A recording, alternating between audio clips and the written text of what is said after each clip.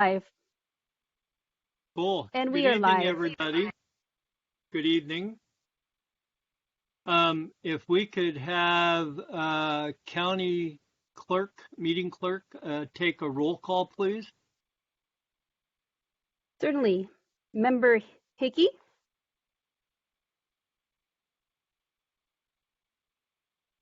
Hi, Member Hickey. Can you go ahead and unmute yourself? I see you are on the line. It looks like Member Hickey is present. Vice Chair McCandless. Here. Member Rissig. Here.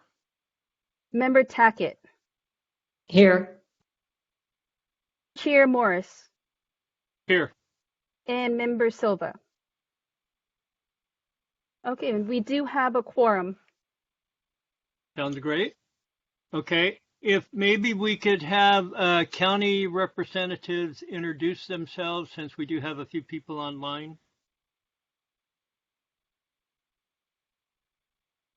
Sure, this is Jessica Brandt with the Planning and Environmental Review. I'm going to give you a presentation for the SB9 information. Good evening, this is Emma Patton. I'll be presenting the Alberta specific plan amendment for you this evening. And good evening, members. This is Chris Pahuli, Principal Planner. I'm on the phone as well.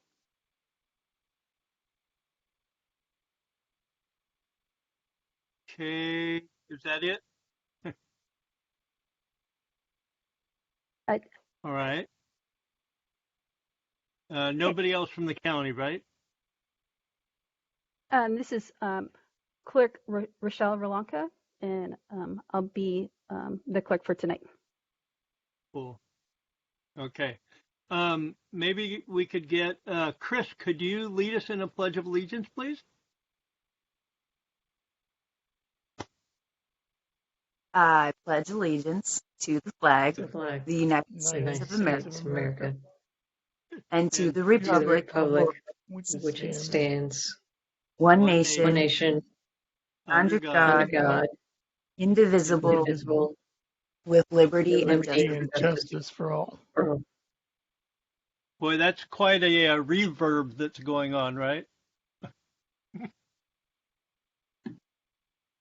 All right. Let's go to planning project matters for our review, and let's hear about the Alberta Specific Plan Amendment PLNP 2021-00178, and if the county Chair would like to go ahead. Yes. Sorry to interrupt, excuse me. Would you like me to make the announcement, the announcement for the meeting? And then I can go ahead and read into the record item 1? That would be a whole lot better than me doing it. Okay, I'll go ahead and do that at the moment. Just give me a couple thank you. Okay, thank you. So this meeting is live streamed and temporarily closed to in-person public participation. The clerk's office is in the process of hosting hybrid public meetings that will provide board members and members of the public with the option to participate in the meeting either in person or remotely. Thank you for your patience and support. To make a verbal comment at today's meeting, dial 916-875-2501 to provide your contact information. When the chair opens public comment for a specific agenda item or off-agenda matter, callers will be contacted by phone and transferred into the meeting to make their public comment. Written comments are always accepted. Send your email comment to boardclerk@saccounty.net, and your comment will be routed to the board and filed in the record. I can go ahead and read item 1 into the record. Item 1 is PLMP 2021-00178, Alberta Specific Plan Amendment. It's located agricultural residential AR properties in the northwest quadrant of the Alberta Specific Plan area, and the request is for a major amendment.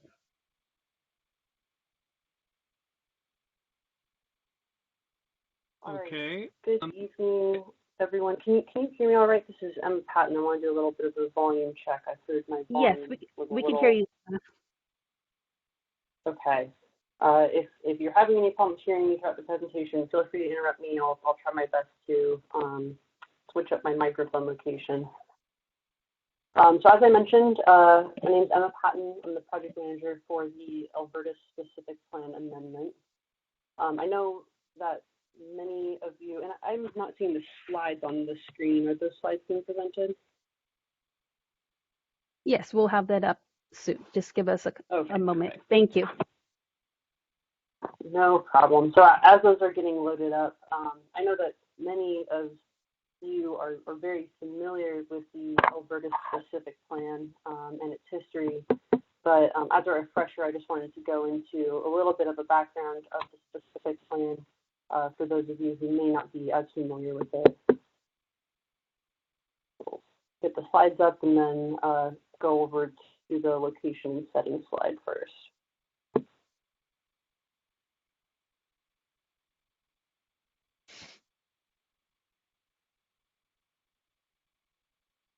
Can you advance to the next slide, please?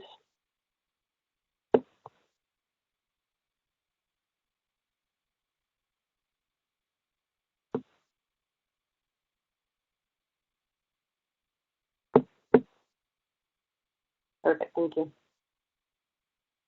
So this map here shows the boundary of the Alberta Specific Plan. The Alberta Specific Plan includes 1,744 acres just north, or I suppose just south actually of the Placer and Sacramento County boundary.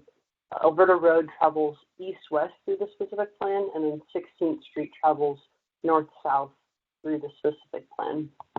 Next slide, please.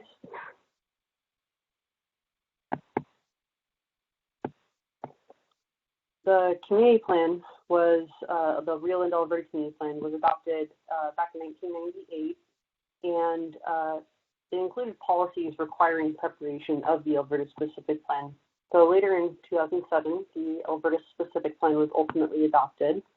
And since its adoption, there have been several amendments to the specific plan, some minor in nature, others considered major in nature, and there have also been several projects which have been approved within the specific plan. The county also has several other pending applications, including 3 tentative subdivision maps and a parcel map within the specific plan. Next slide, please.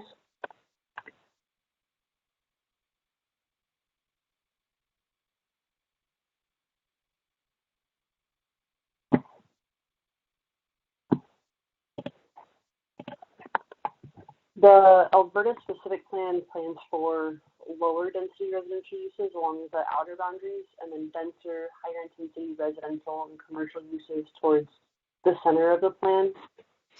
In order to develop consistent with the specific plan, applicants would need to request a rezone from the county to zone their properties consistent with the specific plan.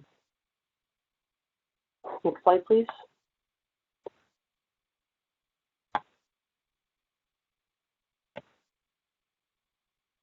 So several properties have already gone through this rezone effort or are currently in process to be rezoned. This slide shows some of the approved and pending projects within the specific plan. The projects in light green and blue in the northeast portion of the Alberta Specific Plan include the Northborough and Northborough 2 projects, which were both approved, and then the southwest portion of this plan over there in yellow, the Alberta 78 project is also approved.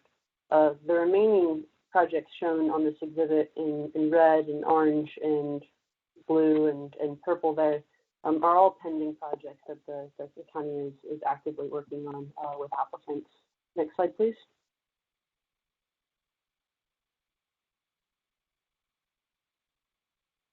So again, that's a bit of some background and context on the Alberta Specific Plan itself.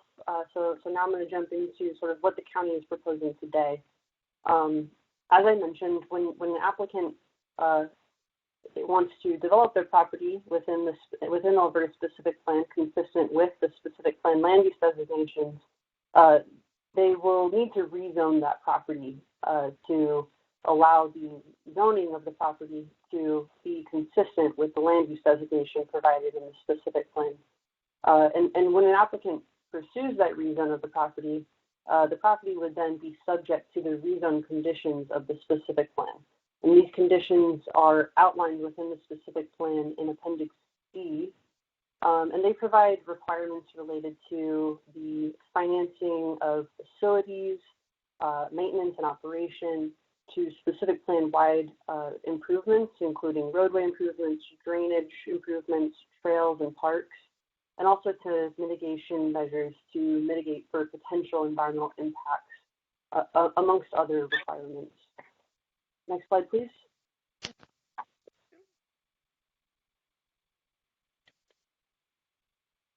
So last year, the board held a workshop related to some implementation challenges of the specific plan. And one of the challenges that was discussed relates to barriers impeding development of agricultural residential properties in the northwest quadrant of the specific plan. So when you look at this map here, there are several properties which were designated or are designated as agricultural residential properties. Those properties that are outlined in orange were previously designated as agricultural residential, but were since rezoned to denser single-family residential land use designations through the Northborough and Northborough 2 projects. Those properties outlined there in purple are agricultural residential sites, but sites that we believe would more likely be developed or have planning applications move forward with other adjacent properties. So it is more likely that these smaller sort of edge properties would move forward with other denser projects, so RD3, 4, 5, RD7, those sort of uses. And then the area highlighted there in blue is really the remaining agricultural residential designated property within the specific plan. When we met with the board, like I said, we were discussing some of the implementation challenges of developing that blue area up there in the northwest quadrant of the specific plan. Currently, all rezone applications would be subject to the rezone conditions of Appendix C. And this would include, all of those conditions related to infrastructure, and financing, the mitigation measures, all of those sort of subjects that I just previously mentioned. And during our discussions with the board, we indicated that these infrastructure improvements could be quite extensive and expensive, which could ultimately deem future rezone and subdivision of property within the northwest quadrant of the specific plan financially infeasible. So what this proposed amendment will do is it will limit the responsibility of those ag-res properties in that blue northwest quadrant of the specific plan by exempting these properties from certain rezone conditions. Next slide, please. So that's all a lot. So I kind of wanted to break this down piece by piece to try to make it as clear as possible for all of you today. So again, this is the purpose of the amendment is to exempt rezone conditions of ag-res properties in the northwest quadrant of the specific plan to zones consistent with the specific plan from select rezone conditions. So next slide, please. So first, I'll sort of go over this first piece of this, exempt rezones of ag-res properties in the northwest quadrant of the specific plan. So this amendment will really only change the rezone conditions for the northwest quadrant.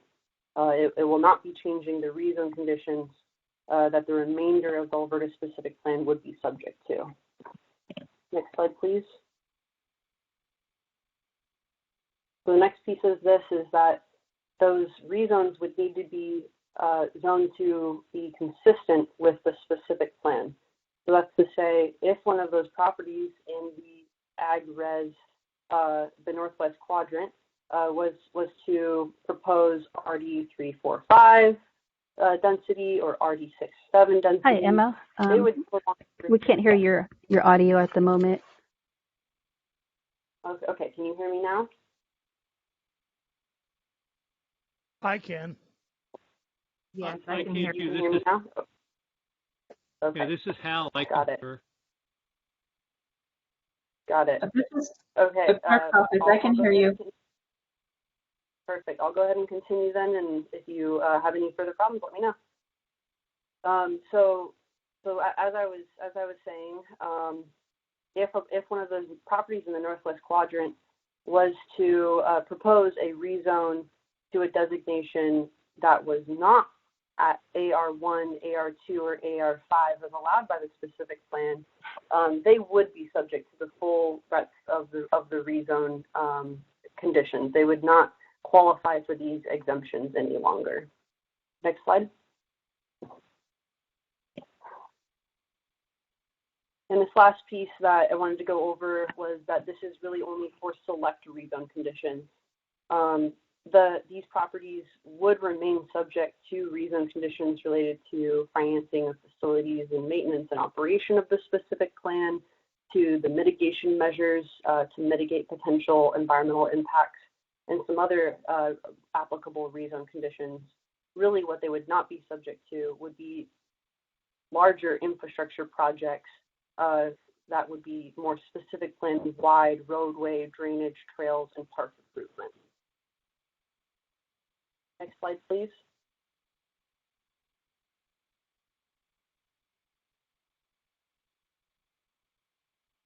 So what will be required of these agricultural residential projects in the northwest quadrant?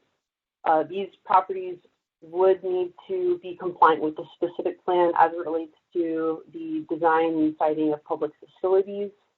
They would be required to participate in the funding of facilities and improvements and ongoing maintenance and operations. They would be required to provide their on-site improvements and dedications, and they would need to obtain necessary off-site dedications and off-site improvements if it was required by the county code or drainage studies that were performed as a part of the project. And these properties would still need to be in compliance with all county codes and ordinances and with the specific plan, environmental impact report, and mitigation measures.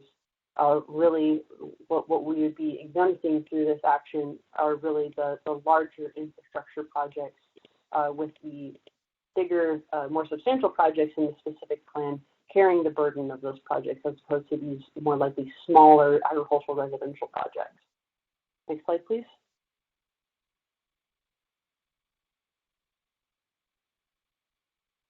So the final determination body for this amendment will be the Board of Supervisors. This evening, staff is asking the CPAC to either recommend approval of the amendment of the specific plan as proposed, or recommending denial of the amendment of the specific plan as proposed. Next slide, please. I'll end here on a exhibit just sort of showing the outline of that agricultural residential area where this particular amendment would be exempting those rezone conditions for. So I'll pause there, and I am available for any questions you may have.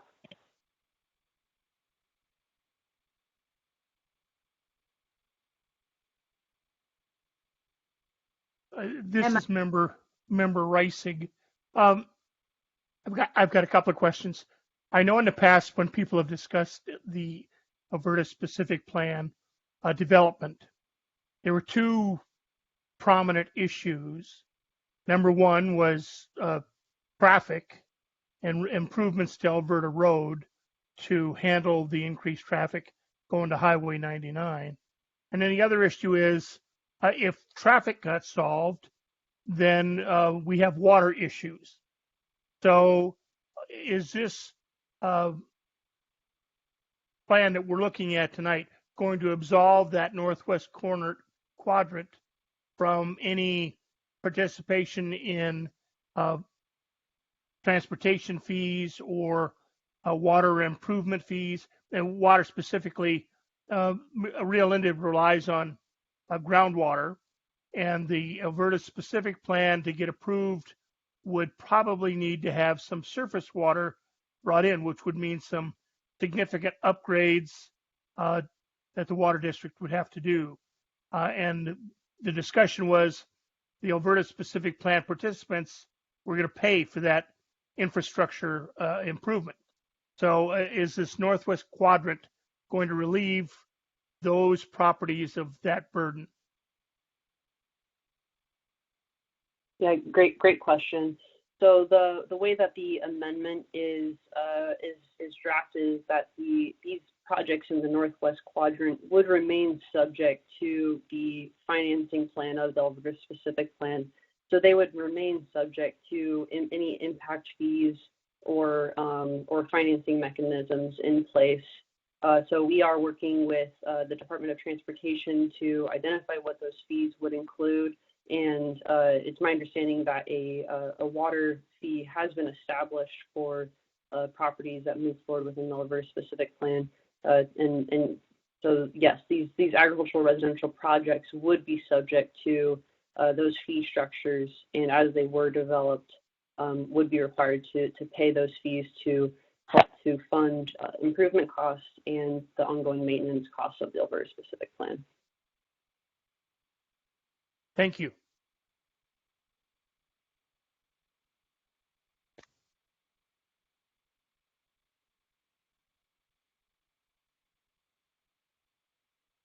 Okay, this is Member Rice again. I got one more question. Several portions of the documents that we were given referenced plans for the park district. And is that once again another fee that will not be assessed? I think that you said that they probably wouldn't be for this particular group of parcels. No, they would be subject to the park fees, similar to how they would be subject to other existing impact fees in place.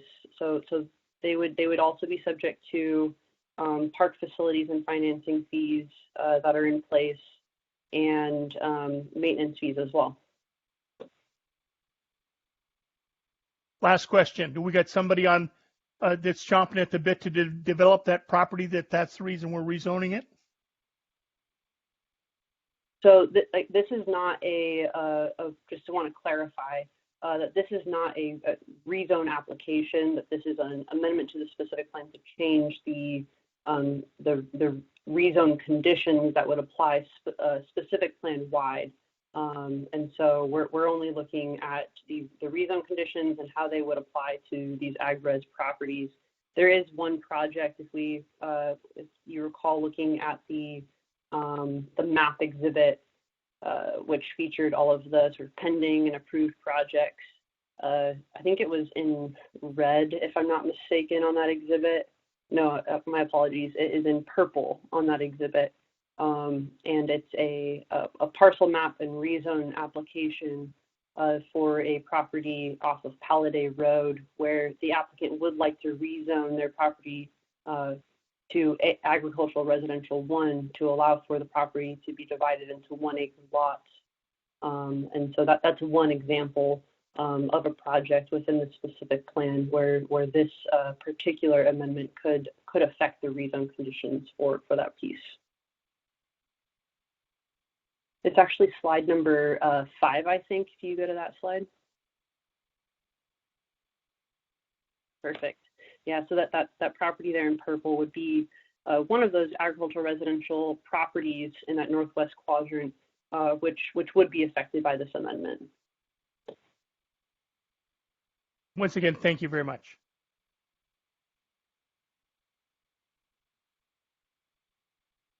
Anybody else have any comments on the board?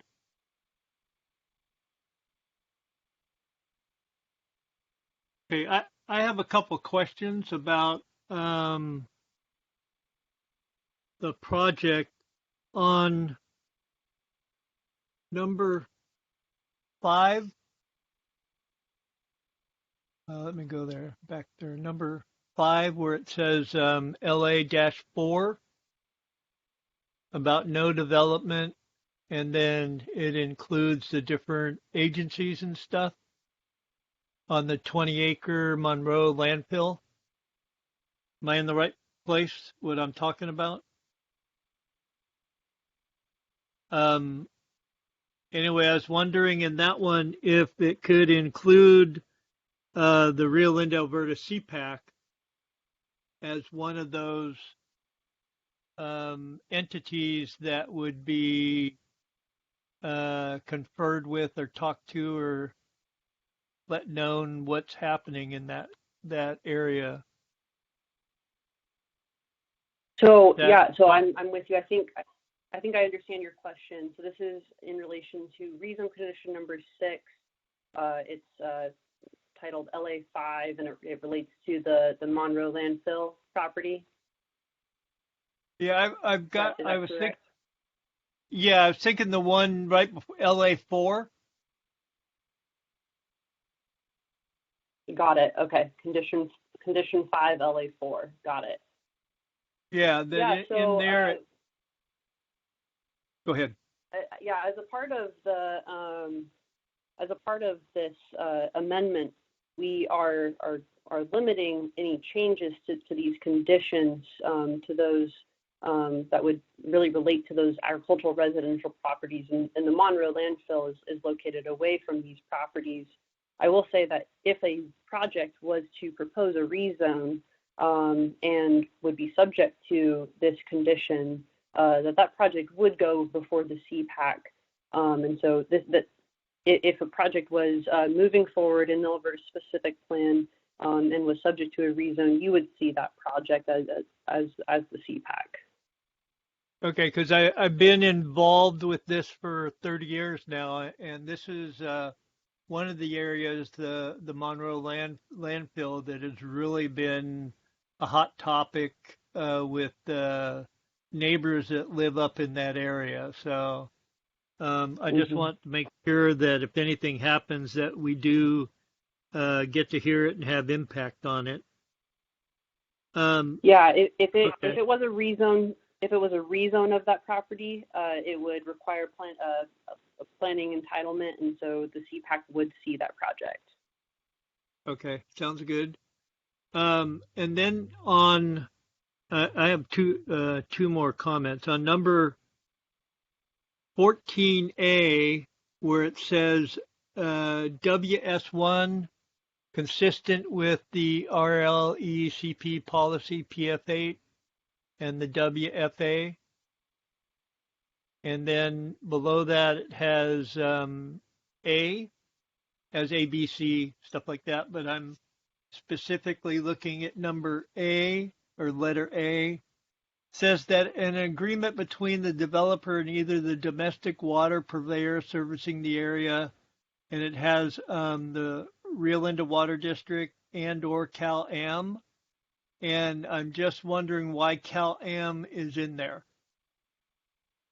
Yeah, there's a portion of the specific plan where Cal-Am is actually the water agency. So the Rio Linda Alberta Community Water District, while it covers most of the specific plan, Cal-Am does have a small portion of the specific plan within their boundary.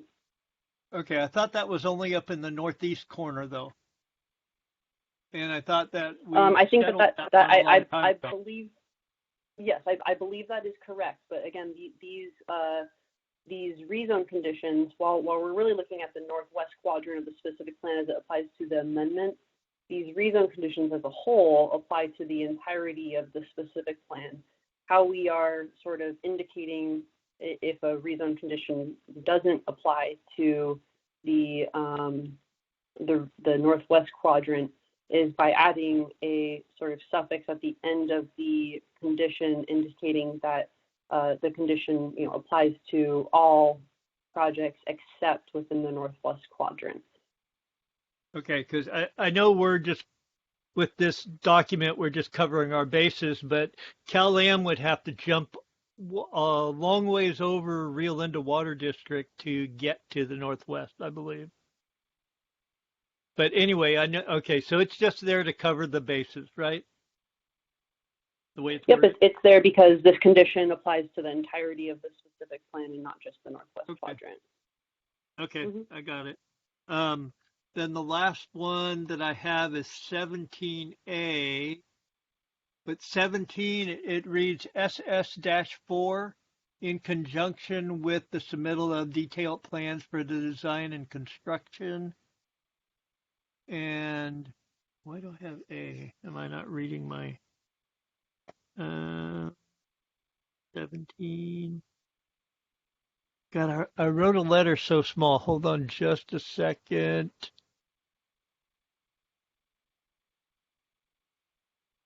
I'm looking at something, so maybe okay, down, it's actually F.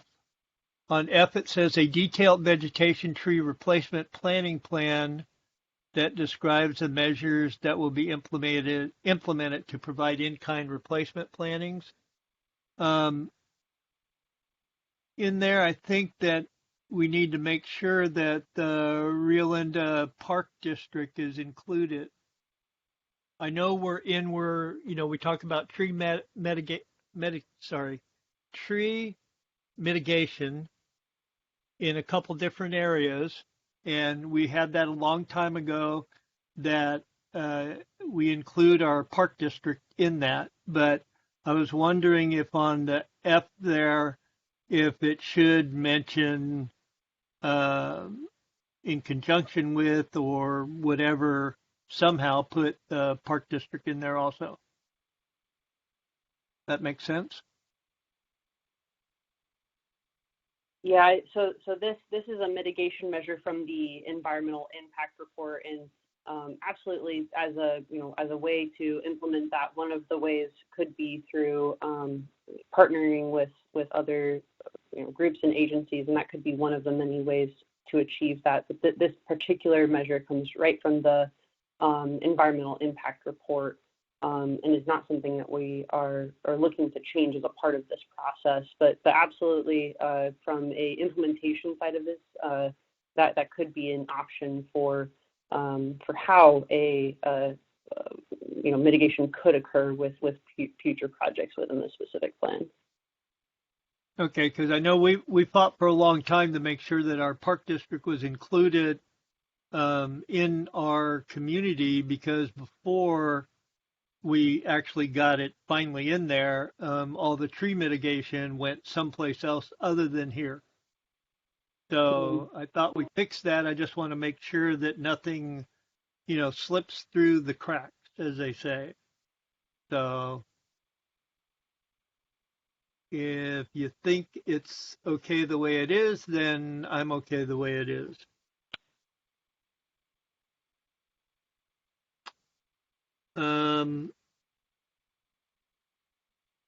I think,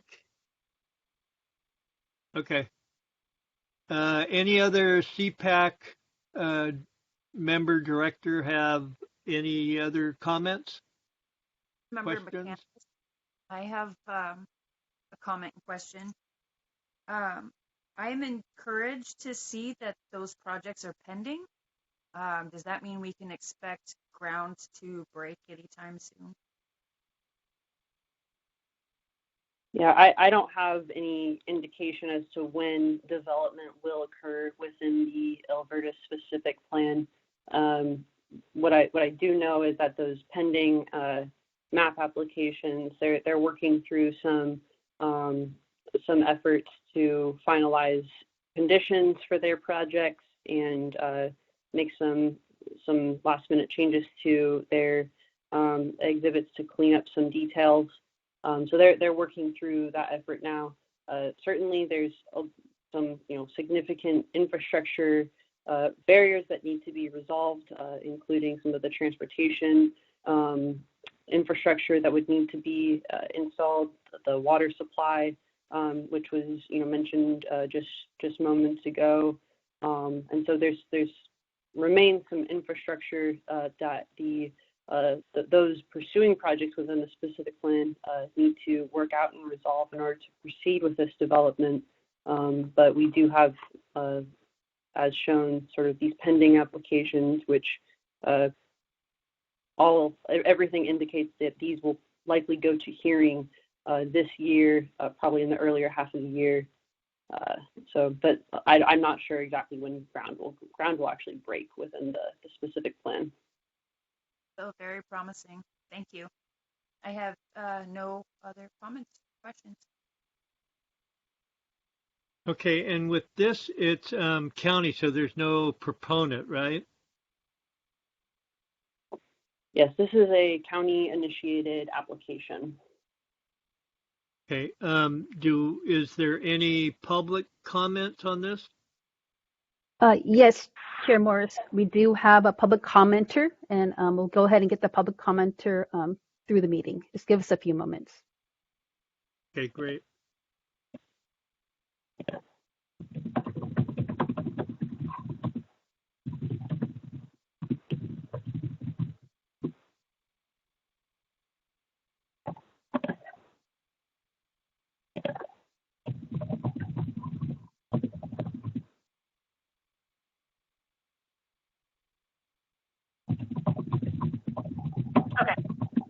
Okay, hi, we have the caller on the line. Caller, please start with your comments, and you have 3 minutes to make your comment.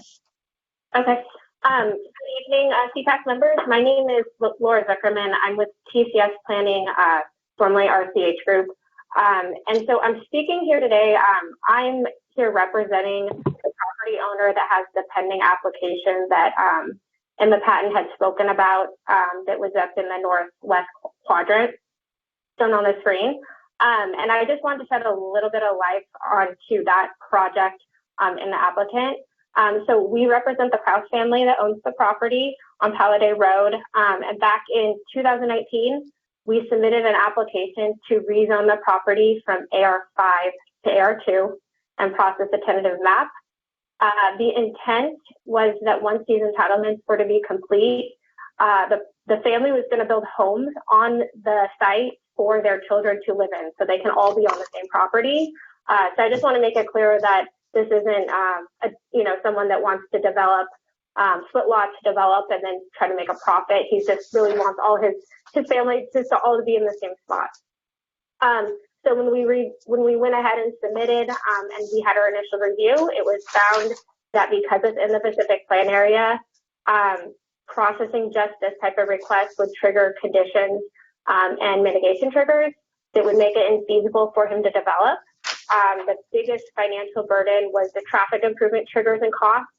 And that once the program was in fee for the traffic improvements, that the Krause's property would be the first one to build out and incur about $1 million in roadway costs. And that's just something his family could not participate in, and it just makes it unfeasible for him to do anything. So they're saddled with making massive improvements, and even though they have very little impact, I mean, they may only have, 6 more cars on the road than there currently is. And this is just no financial burden that the property or the family could undertake. So we're here just to support this amendment. He's been waiting for about, a year and a half, 2 years to have something happen with the county so he can move forward. And he's just looking forward to the opportunity to pay the fair share of fees and whatever that impact is, so he can continue processing his application and go ahead and build these homes. So I appreciate your time and your consideration and all of the county's work on this Pacific Plan amendment. Thank you. Thank you for your comment. And that concludes your public comment for callers for item 1. Great. Thank you. Okay, if you could call the next item. Hey, Chair Morse? Yes. We can go ahead and go through the voting. If someone would like to make a motion in a second. Oh, okay. Before we do that, this is Member Ricing. I have one question, and maybe it's out of order here, but the caller mentioned that they're looking to have this passed so the property owner can afford to build the homes. But I thought in our discussion earlier, the transportation costs were not going to be mitigated with this adjustment. So that property owner would still owe whatever the county deemed a fee for roadway improvements, correct? This is Emma Patton from the county again. So I'll speak for Laura, and if she's available to respond to your question, you need her to jump back on. Perhaps we can have her join again. But I believe that what she was indicating was that the project would not be subject to the infrastructure, the responsibility to construct infrastructure, which would have a dollar value of what Laura indicated would be $1 million. The project would still be subject to impact fees. So each property that was developed would be subject to the traffic impact fees that were provided in this specific plan, financing plan. They just wouldn't bear the cost of having to actually construct the roadway improvements required by the rezone conditions. In the example that Laura was giving, because this particular property is located on Palladay, the rezone conditions indicate that the first project to touch Palladay would need to construct the length of Palladay Road, which is a hefty burden to carry for a 4-lot parcel map, but perhaps appropriate for a larger subdivision within the specific plan for that project to carry that burden as the first project to touch Palladay Road. So to answer your question, the project would still be subject to the impact fees. It just wouldn't be subject to the infrastructure construction requirements of the rezone conditions.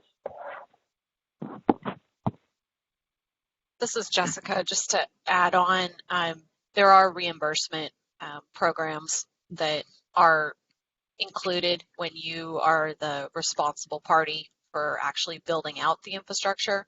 But of course, the burden is on you to put all of the infrastructure in, and then you're waiting for those reimbursements later, which may never come. So it's a high bar, and it's also somewhat of a risk. Thank you. This is Member McCandless. I'd like to make a motion that we approve or recommend that the Board of Supervisors approve the amendment as presented. This is Member Morris. I will second that motion. Okay, I'll go ahead and say the roll call. Vice Chair McCandless? Yes. Member Russig? Yes. Member Tackett? Yes. Chair Morris? Yes. Member Silva? Yes.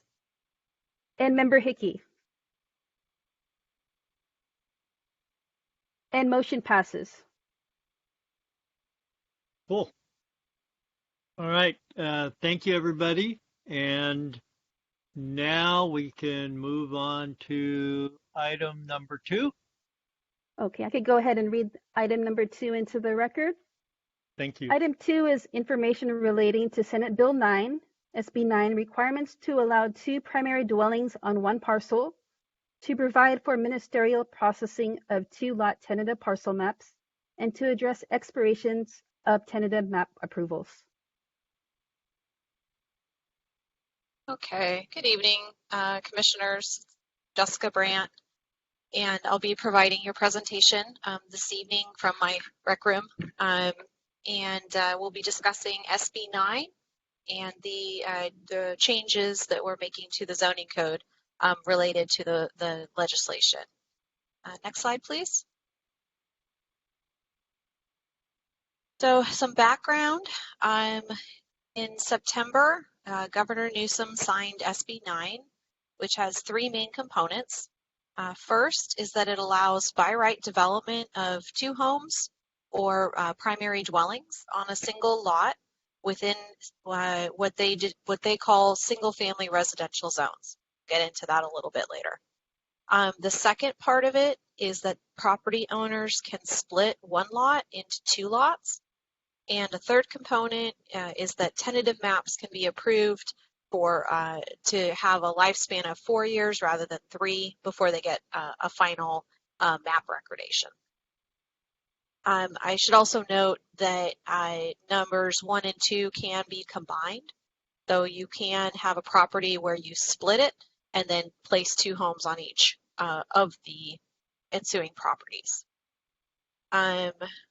All of the provisions above that I'm talking about are exempt from CEQA, so they're not considered a project under a CEQA, they're not considered entitlements, but they do have certain requirements that must be met. And again, I'll talk about those a little bit in more detail. And all of the SB 9 components, the legislation became effective on January 1st of this year. And so in preparation for that, on December 21st of last year, the Board of Supervisors introduced county code amendments and updates to the zoning code's user guide to begin processing requests under SB 9. And during the hearing, staff committed to attending all of the CPAC meetings and the Planning Commission to discuss the new state laws because we didn't have the opportunity to bring it to you guys prior to bringing it to the board for those changes. Next slide, please. So in order for property owners to take advantage of these new laws, there is a 2-part locational and zoning test that must be kind of gone through.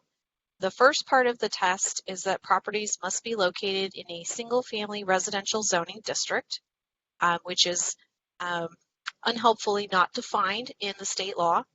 The requirement does not mean all zoning districts that allow for single-family development, but rather the zoning districts that are primarily for the development of single-family homes. So county staff concluded that this provision applies to RD1 through RD10 zoning districts, as well as potentially properties located in special planning areas and neighborhood preservation areas that have a single-family residential underlying zone. In addition to being located on properties zoned for single-family residential, the property must also be located in an urbanized area or urban cluster, as defined by the U.S. Census Bureau. The map on this graphic highlights eligible areas, and as you can see, it is quite a wide swath. It does constitute, I would say, probably the majority, if not all, of Rio Linda, Alberta. And that's often an urban cluster is considered kind of any community area. So as you can see, it's Rancho Murrieta out there, Galt. It really is kind of anywhere that we have RD zone property in the county. I'm sorry, this is Member McCandless. Can I interrupt for a question real quick? So this includes most of Rio Linda, Alberta, even though we have a lot of ag-res zones? It includes it, so it's the 2-part test. So it includes it in the sense, I suppose this is really the first part of the test. Are you in one of these census areas? And then the second part is, are you an RD zone property? So this first part, yes, it would apply to Rio Linda, Alberta, but then properties that could take advantage of this are only those that are zoned RD1 through RD10. Okay, does that make more sense? Yeah, I'm just wondering if we have an ag-res property or an ag-res 2, if they can put another primary dwelling on the property. I mean, currently they can do the ADU, but I'm just trying to clarify that under this, they still would not be able to do a second primary dwelling. That's correct. Thank you. Let's see here. So back to the notes. So one thing about the map is that this is based on 2010 census data. We are expecting a revised map late in 2022. However, for now, the county is using this map to determine areas that are eligible for SB 9. As Member McCandless brought up, what does this mean for Rio Linda, Alberta? So the community is located within an urbanized area, but a specific property must be zoned appropriately, which is RD1 through RD10, in order to take advantage of these provisions. Next slide.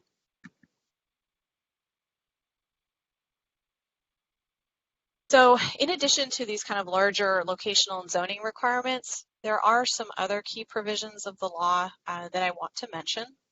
As I had said before, the requests for 2 homes or lot splits are to be handled administratively and are not subject to CEQA. Requests can be denied, but only if the building official finds that public health and safety would be compromised, which is a very high bar.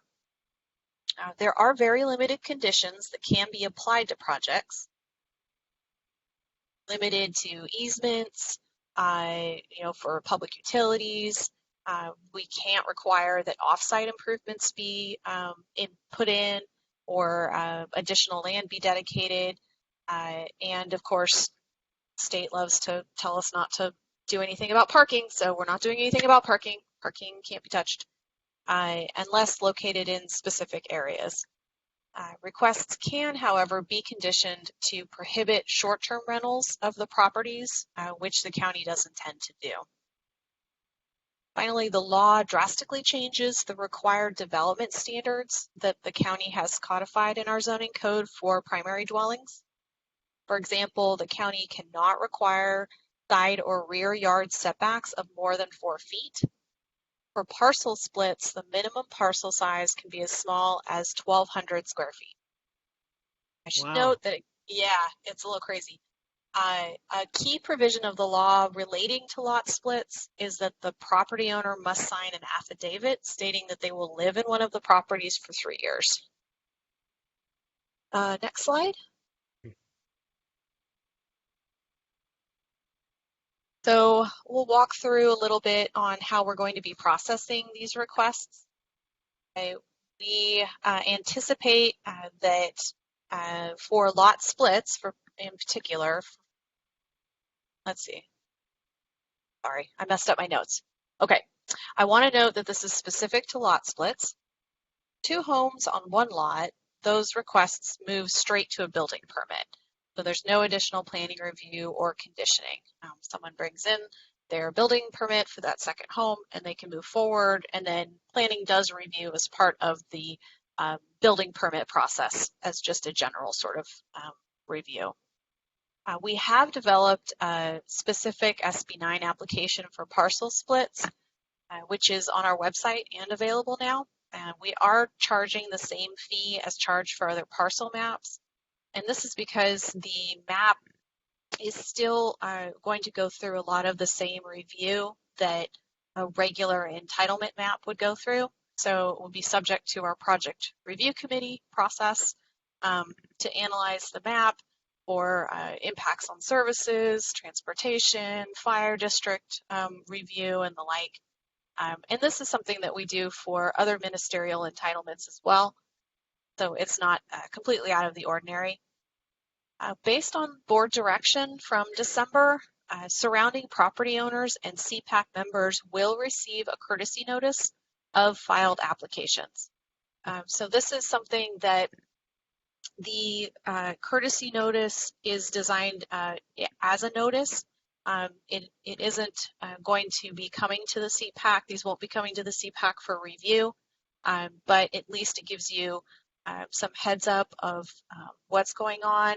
If you get a member of the community asking you if you know anything about this, it looks like they're building 2 more homes over there, what's going on? You have some background on that. So the board thought that was important to have staff do for the CPAC members and neighbors of these properties. And then these lot splits, the planning director would be the final decision body rather than our subdivision review committee. Appeals are very limited in scope, likely more on the applicant contesting conditions, and would be considered by the Board of Zoning Appeals. Next slide. So the 2 dwelling unit requests.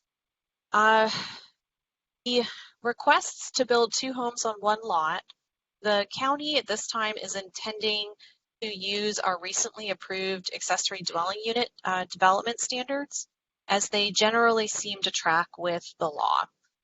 However, I want to at least let you know that we are waiting for state guidance on whether we can use our accessory dwelling unit standards. We, may end up having to change our approach if we hear otherwise from the state. And this is mainly due to the state law not specifically stating a maximum size for the second primary home, but indicates that there's a minimum size of 800 square feet. So that tracks with the accessory dwelling unit sizes. We have moved forward with actually capping the maximum size of the second home in the same manner that we do for accessory dwelling units. Right now, this is a policy. We need to actually go in and update our code in order to actually make this more formal. And again, if the state tells us that we're not allowed to put a maximum on, then we wouldn't be able to put a maximum on. Let's see here. Make sure I covered all of that. Okay, slide 7. Right, so next steps. So as I noted earlier, staff is working now to implement this new law and provide information to all the CPACs, to our Planning Commission. Over the course of the next few months, expect to receive guidance from the state on SB 9 and some of the implementation thereof that may influence our zoning code changes. We are thinking that a package may be necessary to incorporate all these changes, a package of zoning code amendments. And so you may see that come through for review. And then, of course, reiterating that you should start seeing courtesy notices when there are SB 9 lot splits in your area. And that's pretty much the presentation. We have had a number of folks contacting the department with interest on, how does this SB 9 process work and can I take advantage of it? And we do have a lot of materials on our website. If people are interested, there's some links from the front page of the planning website. I will say I don't believe we have had any actual submittals as of yet, though. Yeah, I am here if you have any questions. Thank you. Cool. Anybody on the council have any questions? Member McCandless, I've got 2. First question is, since these are primary dwelling amendments, that means that they can be rented out, correct? Does it also mean that they can be sold as after they are built? So they can be rented. So a long term, we are going to limit use of the units from being short-term rentals. They can't be sold separately. They would need to do that lot split and then sell the property separately. But the 2 houses can't be sold separately, no. Okay. My second question is, one of the prohibitions was that it can't be a vacation rental. Is that first part of that, is it for the life of that dwelling, or is there like a duration of time that it can't be used one? And then if it's like a permanent thing, they can never use it as a vacation rental, can they move into the one that they build and then use their original house as a vacation rental, as like a workaround? That's a good question. I think the current thinking is that it would be a permanent prohibition. We do plan to track projects, the splits, and then the additional dwelling units that come in under this program. But I do think that some of the details on that do need to be worked out. How are we going to track it and then flag it? Are they allowed to use one or not the other?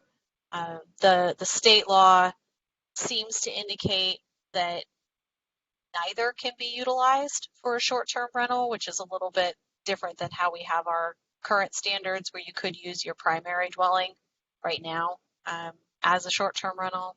So I do think there's still some work we need to do on that part. Okay, thank you. That's all I got. Member Silva, I have a question on the short-term vacation rentals. What does the enforcement look like on that? I know you said you're tracking. So if we're saying that they can't, are they registering somewhere? Are we checking Airbnb frequently? How will we know, and what's the enforcement look like on that policy? Yeah, so it's actually, this is a good timing for that question. Our business licensing department has been working with a consulting firm that does just that. They work to basically troll the vacation rental platforms and find listings in the jurisdiction that they're working with, and then they will bring our business licensing folks who require a license in order to run a short-term rental, a list of these, and then they're issued notices saying that you're operating without a license, it is required, please contact us, and then they have to come in and either get a license or cease operation. And I think this is another piece that we would need to pull into that review of making sure that if someone does come in for a license, we double check it's not one of these SB9 units. But yeah, they're getting that online. I think it might even already started. It was, I think, scheduled for last November or December to be online. So, yeah. One more question, Member Silva here again. The zoning of RD 1 through 10 versus anything AR, was that set forth by the state or by the county? And is it, solid on that? Is there any chance that AR members would have the opportunity to take advantage of these same benefits? We're in a community where we have so many of those. I'm sure that's going to be a question raised. Is there, something down the road where this might be brought in? We don't believe so. I think I mentioned in the presentation, the state didn't necessarily provide a definition of what they considered a single-family residential zone. In the county, the way we do our zoning is that you can put single-family residential projects in a vast array of zones. But it didn't seem that the state was looking at the larger, more rural properties as sort of the target of these splits. The splits are looking at really small lot sizes. I think the assumption was that there was going to be sewer and water available. And so we felt pretty strong that our moving forward, starting at RD1 and moving up to RD10, was consistent with the intent of the law. Does that mean the state might not come back and say, no, we want anywhere that you allow a single family residential product to be able to take advantage of these? They still might. So it's hard to say for sure, but we felt pretty strong that we're in a pretty good place as far as that goes. Okay, a follow-up to that then. So you're saying the state didn't set something for us, so the county got together and decided what they thought the intent was. Do you then tell the state how you're implementing it, and then they have a chance to review that, and then they can come back and say yay or nay? Yes. Okay, and what is the turnaround time on that? I mean, obviously the concern for our community is I'm on 10 acres, I could split my 10 acres, and now I've got 4 houses where I have 1. And if we see that pop up all over, we kind of lose what we have as a community. So what is the turnaround time for the state to respond to let you know whether or not your assumption is correct or if they're going to broaden that? That's a good question. I don't know. I think I'll probably, I'm going to write it down and check when I get in tomorrow. I think it's going to be a little while. They want our reports back over the next year, and then of course they'll get back to us when they get back to us. But let me get you a little more of a solid answer on that one. I'm not quite sure. Yeah. Okay. Anyone else from the council have any questions, comments? Chair Maris? We do have a public commenter on the line. Great.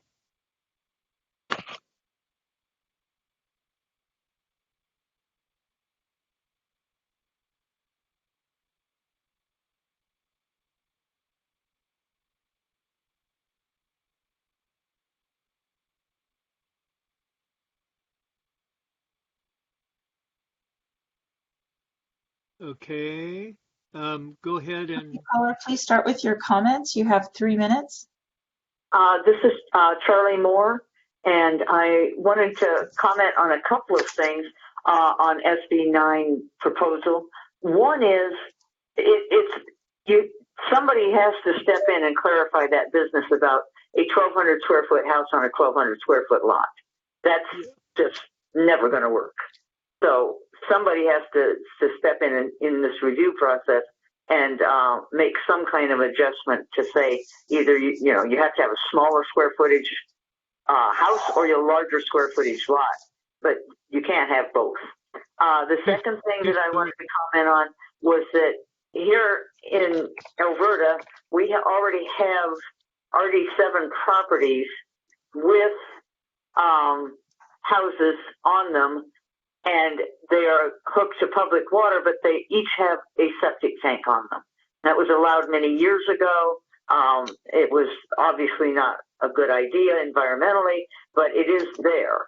And I'm just thinking that the best thing might be to make sure that as these applications come in, that there be a minimum size of lot unless public water and sewer is provided.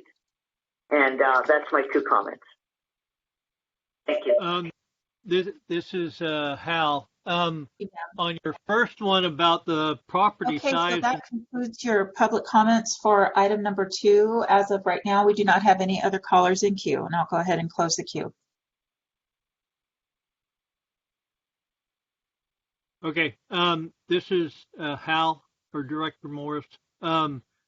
Just on the one thing about the 1,200 square foot house on a 1,200 square foot property, I would assume it would be a 2-story house that would fit on a 1,200 square lot, right? Anyway, just my comment. Any other comments? That brings up a good point. This is Member McCandless. In the process of figuring this out, if you guys are going in line with an ADU, that would disallow a 2-story building, would it not? I'm not sure what the requirements are from the state, but I mean, that would seem to me that they wouldn't be allowed to do a 2-story. Yeah, for the second house on the property. So if someone went through a lot split and did a 1,200 square foot lot and just had the one house, that could be a 2-story. Yeah. But if they wanted to do another house on a 1,200 square foot lot, that one would have to meet ADU standards. It gets a little crazy. I do want to say with the lot split and the lot sizes, while the allowance or the requirement is for us to allow down to 1,200 square feet, you are limited to the 2 lots being what they consider relatively equal in size. So you kind of end up with no more than a 40-60 split. So you can't take a 20,000 square foot lot and chunk off 1,200 square feet. That's not allowed under the law. You'd have to kind of do 10 and 10 or 8 and 12 or something like that.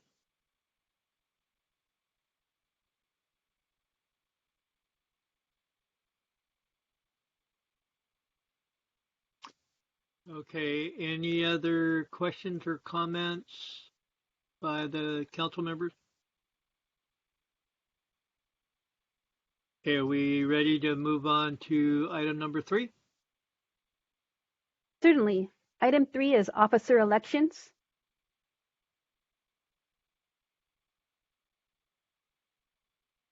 Okay, I guess I will open it up for nominations for our new chairperson? Anyone? Nominations?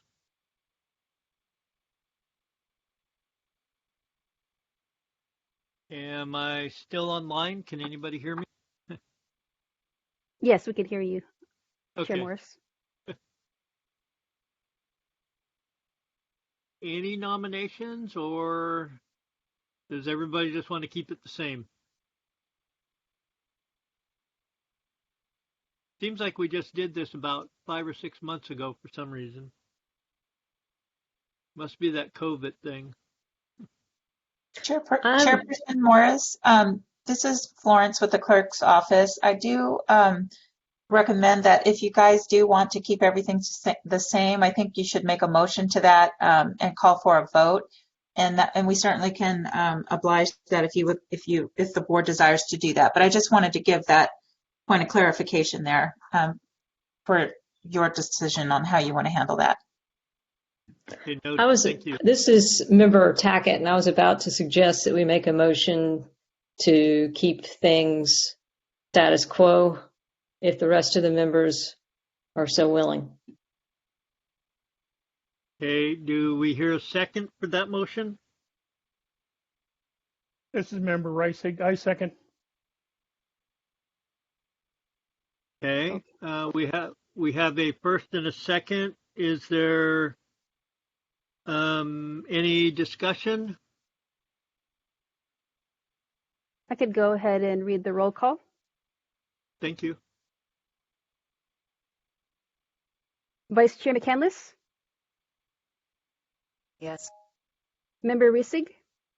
Yes. Member Tackett? Yes. Chair Morris? Yes. Member Silva? Yes. And Member Hickey. And motion passes to have Chair as Chair Morris and Vice Chair as McCandless. And motion passes. Cool. Thank you, everyone. And let's continue to do great stuff here as we move on to item number 4. Item 4 is staff update.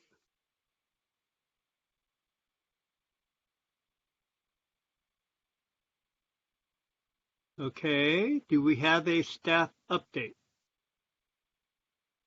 This is Jessica Brandt again.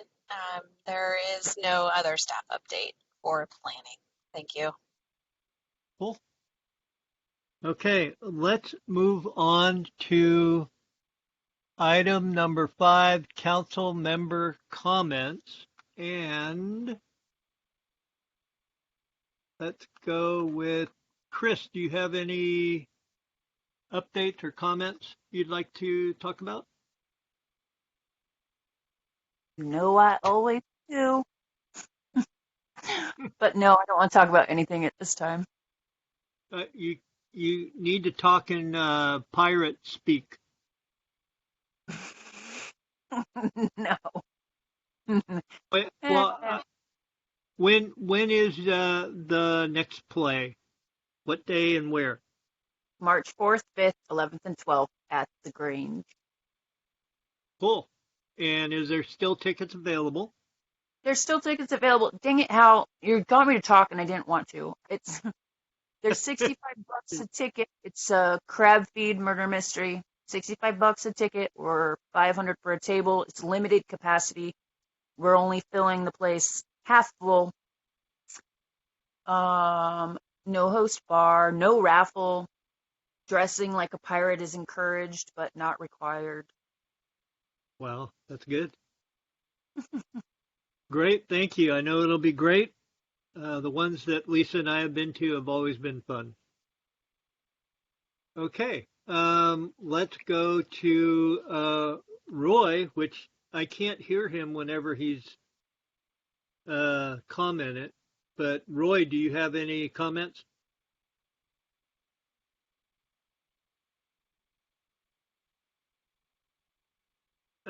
If he does, I can't hear him, so I don't know if it's just me or can anybody else hear Roy? No, I haven't been able to hear Roy the whole time. Yeah. Well, Roy, we're going to move to Bob. Bob, do you have any comments or anything? Just go 49ers. Yeah, absolutely. Okay, let's move on to Amy. Would you like to say anything? I have no comments other than what was just said about the football. Great. Okay, and Tanya, am I saying it correctly? I hope. You are, and I don't have any comment. Okay. Good. That brings it to me, and I know I've mentioned it in the past over the past few years, but there is the master plan that's gone out for the what used to be the Northwest Territory, and one of the comments that I have is our Rio Linda, Alberta Recreation and Park District is the provider for the territory there. And what I've asked in the past is that our CPAC definitely be included with the Natoma CPAC whenever anything that, any and all development that happens in the Northwest Territory is that we're included in those meetings by CPACs and that we're actually supported in this matter by our park district as that provider and also by the rice farm landowners out there want to see us included as well as their water district. So I'd like that to be in the comments, and I'd actually like to get a response since I've asked several times for this to happen. And years ago, we talked about this with Leanne Moffett, and it seemed at the time that we would be included, especially for the fact that Natomas, I don't know if they still have the problem, but they used to have the problem of only having anywhere from 1 to 3 people show up for on their council. So I really want to see something happen. We definitely need to be included in anything that happens that concerns any CPAC, whether it be Natomas or who knows, any CPAC that's created to talk about that territory. We have to be included.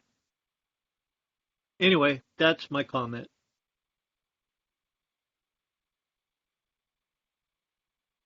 Okay. Let's move on to number 6, public comment. Is there any public comment out there? We currently do not have any additional public comments at the moment. Okay, well, then go Niners, and I will adjourn the meeting at 8:23. Thank you. Have a good night. All right, everybody, Thank watch you. those Niners. Thank you. Bye-bye.